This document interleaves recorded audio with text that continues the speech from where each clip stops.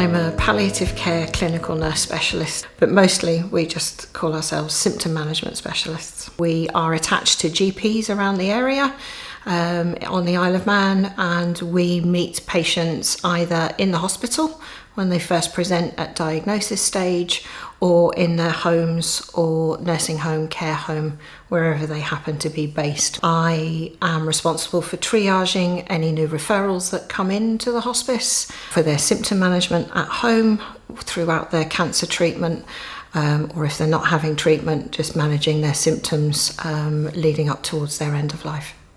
Majority of my work is probably done in patients' homes, and I think I would say the same for most of our team. We do now have a member of the team who works full-time in Nobles. She sees all the patients on the wards, and some of our patients are admitted to us or are referred to us at a very early stage, but once we've dealt with their initial problems, we maybe become a little less active in their care.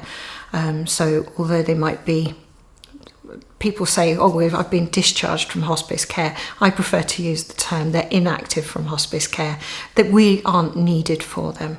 And then obviously we follow patients throughout their radiotherapy or chemotherapy, working with the team at Nobles very closely so that we can actually maintain their symptoms at a very low level so that they're able to keep going through treatment.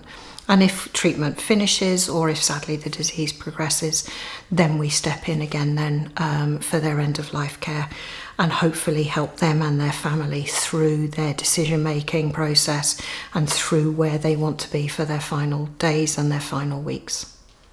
For us, it's really important to look at them holistically. We need to understand who they are so that we can actually help them to finish their journey in a good way. For me, end-of-life care is, if I don't get this right, then it doesn't really matter what else has gone on beforehand. It's trying to establish, what do they want? What can we help provide? And what memories can we leave for that person left behind, so that they're not scared then at their time of death. I think the biggest misconception on the island is we're not Macmillan nurses.